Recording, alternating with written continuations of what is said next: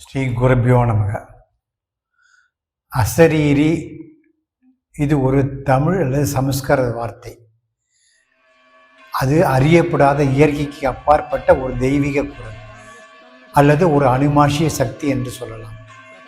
இதை எல்லா மனிதர்களும் தம்முள் கேட்கலாம். அதாவது உயிர்கள் அனைத்திற்கும் உடம்பு உண்டு. உடம்பை சமஸ்கிருதத்தில் சரீரம் என்பர்.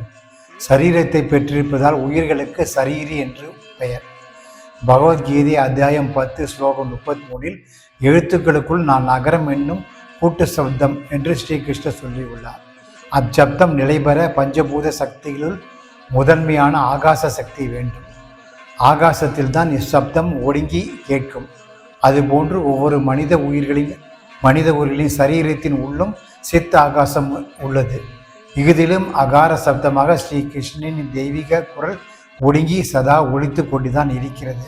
காது உள்ளவர்கள் அதை தம் இன்ட்யூஷன் என்று சொல்லப்படும் உள்ளுணர்வாக கேட்கலாம்.